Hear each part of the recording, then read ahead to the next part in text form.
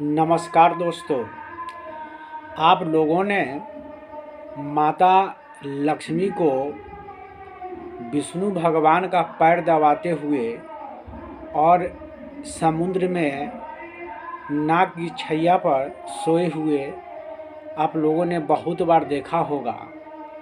और उस तस्वीर का हम मानव के लिए क्या है संदेश, उस तस्वीर से भगवान विष्णु और लक्ष्मी हमें क्या संदेश देना चाहते हैं, उस संदेश के रहस्य को समझने के लिए वीडियो को पूरी तरह से देखेंगे।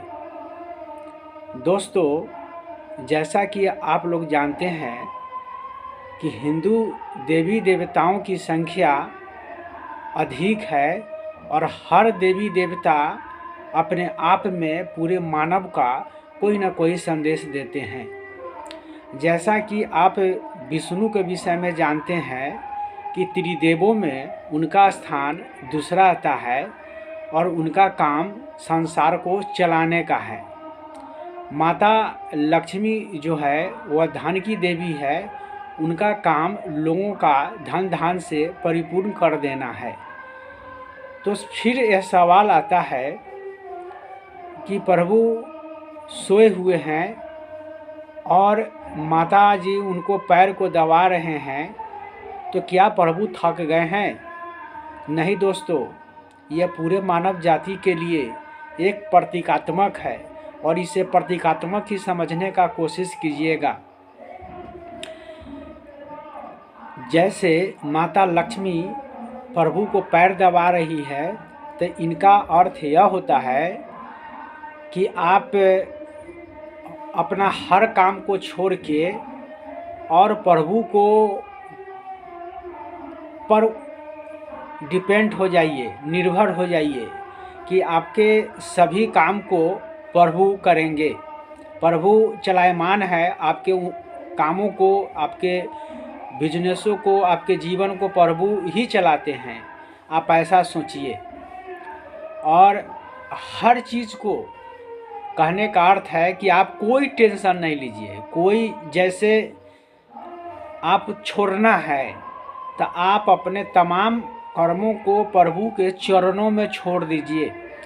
जैसे आप कहीं जाते हैं तो आप बस पकड़ते हैं, ट्रेन पकड़ते हैं, हवाई जहाज़ को पकड़ते हैं, तो आप ये हमें बताइए कि जिस समय ट्रेन पकड़ते हैं उस समय कैसा महसूस करते हैं और छोड़ते हैं उस समय कैसा महसूस करते हैं। दोस्तों, पकड़ने के समय टेंशन ज़्यादा होता है, उस समय में लोग तनाव में ज़्यादा रहते हैं, और जिस समय छोड़ते हैं उस समय राहत में ज़्यादा होते हैं, अनुभव करते हैं, रिलैक्स महसूस करते हैं, राहत की सांस लेते हैं। तो ठीक उसी प्रकार से जो है आप अपने हर कर्म को प्रभु के ऊपर छोड़ दीजिए। गीता में भी प्रभु कृष्ण ने कहा था कि आपको कर्म करने का ही आपके हाथ में है, फल आपके हाथ में नहीं है। इसलिए इंसान को कर्म करना चाहिए, फल की चिंता नहीं करनी चाहिए। तो ठीक दोस्तों, उस तस्वीर का जब विश्लेषण करेंगे तो इसका अर्थ यही होता है कि हमारे जितने जो सगे संबंधी हैं वह सभी को या सभी के लिए आप उतनी चिंता नहीं करिए। उनको ईश्वर ने भेजा है और उनको ईश्वर जरूर सुखद बना के रखेंगे।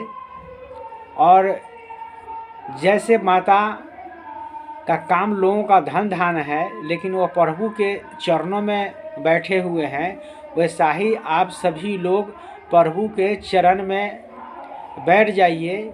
आप शांति अनुभव करेंगे और आप यह देखेंगे कि आपका काम निश्चित रूप से सफल होगा। सफल बनाने के लिए भगवान है।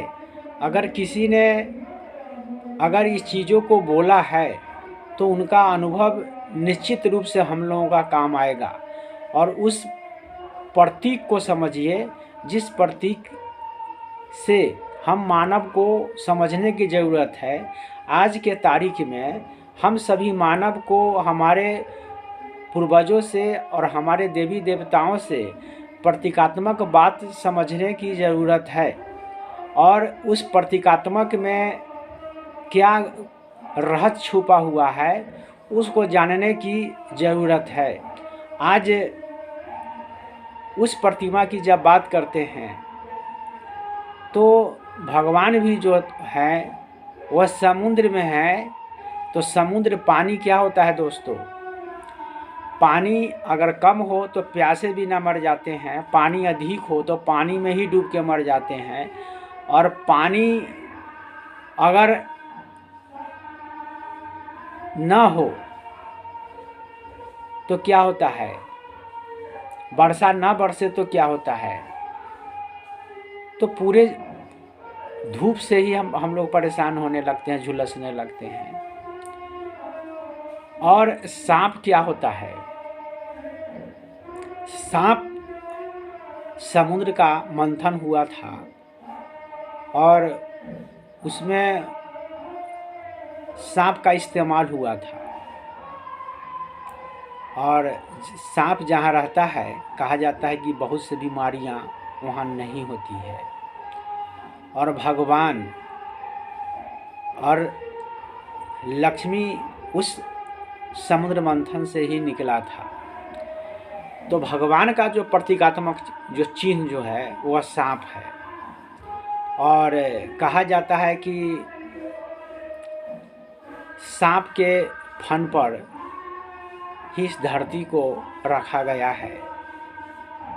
तो समझते ही हैं कि हमारी जो मान्यता है, पौराणिक कथा है, वो थोड़ा सा अलग है और वैज्ञानिक मान्यता थोड़ा सा अलग है, दोनों में भिन्नता है। और